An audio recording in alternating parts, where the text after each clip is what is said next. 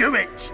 Welcome back everyone, it is Amelia, I hope you are fine. There are very few franchises with quite as many iconic lines as Star Wars. Everyone knows I'll be back from Terminator and You Shall Not Pass from Lord of the Rings and Bond, James Bond from James Bond, but unless they're a die-hard fan, they'd be hard-pressed to name 2 or 3 or 10 more lines from those franchises. But the Star Wars saga is jam-packed with iconic lines that everyone has heard, whether they're a fan or not. May the force be with you. I have a bad feeling about this is the way, etc. The fact that Star Wars is so beloved and so ubiquitous and so culturally relevant makes it all the more impressive that Disney has managed to run the entire property into the ground and permanently tarnish the brand in less than a decade. It took them 3 years and 4 movies to deliver Star Wars' first box office bomb, something that was thought to be impossible. The sequel trilogy was a rushed, unplanned, barely thought through massacre of all that was once sacred from the original and prequel trilogies. The Mandalorian was a breath of fresh air and seemed to save the franchise, but even that show resorted to fan service and universe building in season 2. It seemed to be over for Star Wars. But then, in 2022, Tony Gilroy assembled a murderer's row of writers, actors, and filmmakers to create maybe the greatest Star Wars thing ever made, Andor. When Andor was first announced, it seemed completely unnecessary. Cassian Andor was a forgettable supporting character in Rogue One, and he died before we even got to know him. So what was the point in giving him his own show? But Gilroy saw the potential to use Cassian's story to explore the rise of the Rebel Alliance from the ground level, through the eyes of the revolutionaries doing the dirty work on the front lines, and it gave Diego Luna a chance to shine after he was massively underutilized in Rogue One. Gilroy and his writers gave Luna a character arc worthy of his talents, and together they turned Cassian Andor into one of TV's best antiheroes. Andor isn't like the other Star Wars shows. This isn't a fun, pulpy space opera like Skeleton Crew. It's a dark, gritty, grounded spy drama for grown-ups. It's a timely political thriller about the fight against fascism and the cost of revolution. Gilroy and his writers used this vast, fantastical canvas of a galaxy far, far away to explore the depressing patterns that have repeated throughout history. One person gets too much power, an authoritarian regime pushes the people to the breaking point, the people fight back, and after a lot of deaths and sacrifices and moral quandaries, they topple the regime, order is restored, and there's a vacuum left for the next tyrant who comes along. Andor summed up this thematic thesis in Season 2, Episode 9, Welcome to the Rebellion, with Mos' speech to the soon-to-be shuttered Imperial Senate. The entire speech is brilliantly written by Dan Gilroy and beautifully performed by Genevieve O'Reilly, and perfectly captures the horrors of post-truth politics and far-right propaganda. But one line stands out as particularly poignant: of all the things at risk, the loss of an objective reality is perhaps the most dangerous. If lying politicians and news outlets with nefarious agendas and billionaire bosses can just make up whatever truth they want, then we cease to live in an objective reality, and that's the scariest thing about the rise of authoritarianism. There's no room for good faith political debate if one side is getting their news from their Fantasyland Fox News echo chamber. Usually, when a Star Wars quote becomes iconic, it has nothing to do with the meaning of the actual words. It's intrinsically tied to the context of the scene, e.g. Liaz, aren't you a little short for a stormtrooper? Or the personality of the character, e.g. Haas, boring conversation anyway. But Mos' speech in Andor is Star Wars' greatest quote, because it actually means something much grander outside its original context.